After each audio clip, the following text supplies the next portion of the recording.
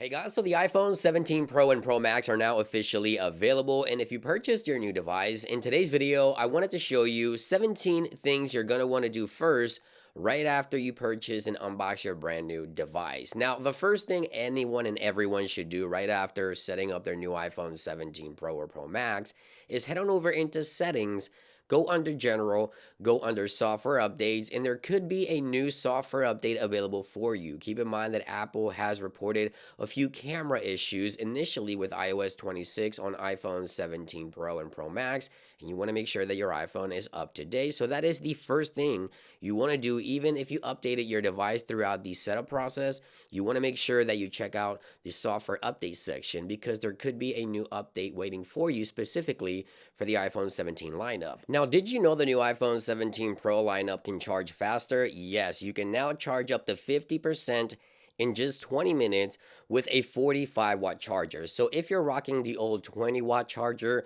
you may want to invest on a new, perhaps 45 to 65 watt charger so that you can charge your iPhone faster. Now, Apple has also enabled 25 watts of fast wireless charging, so you can charge faster with a wire. Again, you can go up to 50% in 20 minutes as long as you have a 45 watt brick or higher.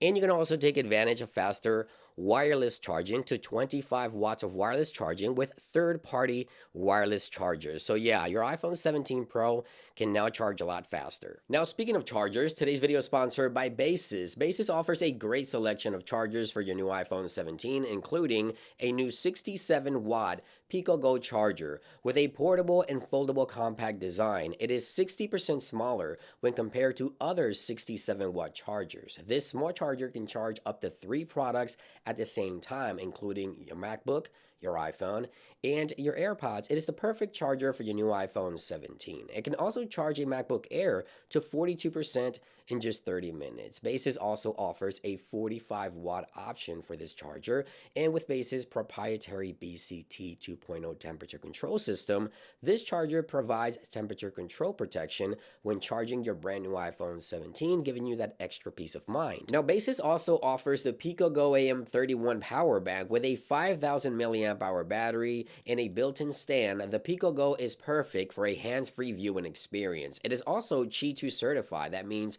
it can deliver up to 15 watts of fast wireless charging while on the go. So make sure to check out Baseus' entire Pico series of products for your new iPhone 17. Of course, links as always will be in the description and down below. Now, you may also want to take a look into the camera. There's nice upgrades happening here. For example, the front-facing camera is now center stage. You can find the options by clicking here, and you can enable both of these options right here. So you see the auto zoom, and we also have the auto rotation. These two options you want to make sure that you enable on your device, because now when you use the selfie camera, which by the way has also been upgraded to an 18 megapixel, you see right here we have this button where we can go into portrait, which is this mode here, or landscape without having to rotate the device.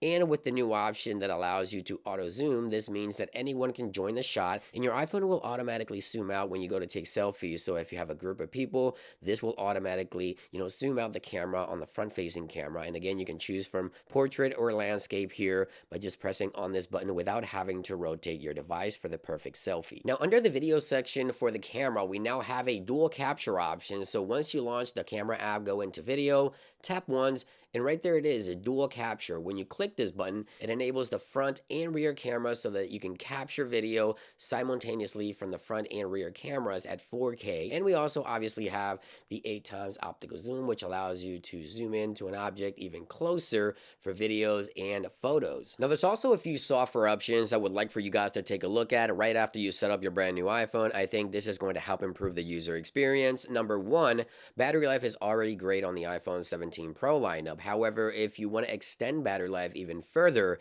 you want to jump into the battery section here, go under power mode, and make sure that adaptive power is enabled for you. And this will throttle background activity on days where you use your iPhone very heavily in order to extend the battery life off your device. So this is something I think everyone should enable automatically. So yeah, make sure it is enabled. And you also have notifications for this feature. So this feature will let you know once it is active in the background, and you'll see the notification on your lock screen, but I think they can get annoying, so I'd recommend you turn it off if you don't like those notifications. Now, something else that I find sort of annoying within iOS 26 is the fact that when you capture a screenshot, it stays in the middle of your screen, unlike iOS 18 where it goes to the bottom right hand corner and you can later tap and edit this screenshot. So now you can head on over into settings, go under general, go under the screen capture settings right here, and you can turn off full screen. So now when you capture that screenshot, it won't take up the entire display. You can actually tap into it whenever you decide to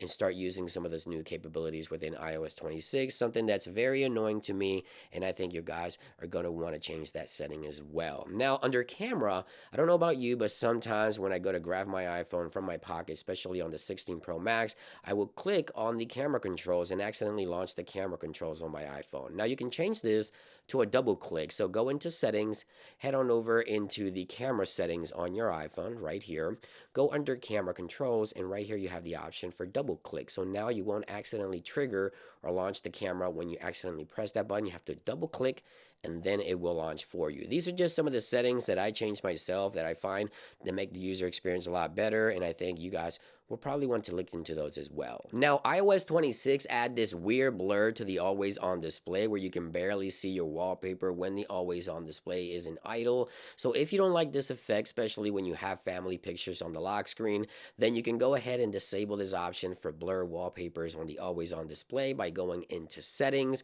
heading over into display and brightness. Scrolling down, you'll find the always on display option, and right there it is, blur wallpaper photos. So if you typically have a photo of family or whatever it is on your lock screen and you don't like that weird blur effect, you can actually disable that here within iOS 26. Of course, on your brand new iPhone, I'm sure a lot of users are going to want to just get rid of that option altogether. Now, under the phone application, there's a lot to talk about here because Apple has added some anti-spam features, and I think everyone needs to enable these options right after they set up their brand new iPhone. So go into the calls section here, go to the top right, manage filters right here, and you want to make sure you enable two things here. You want to make sure that you go ahead and select right here, ask a reason for calling.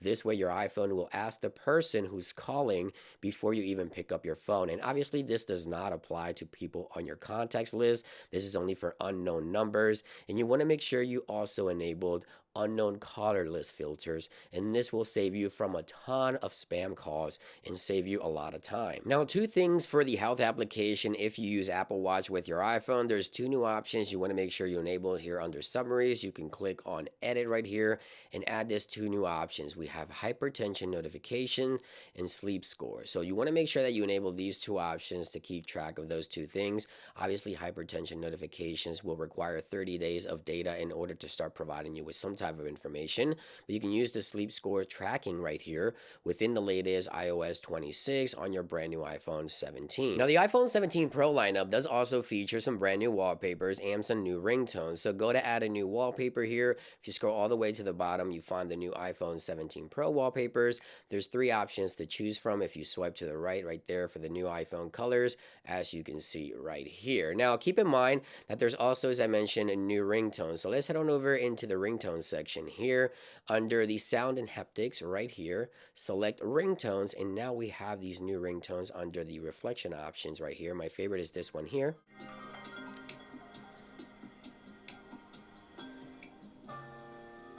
So yeah, new wallpapers, new ringtones, and new device. Make sure you check out these things right after you unbox your brand new iPhone 17 Pro and Pro Max.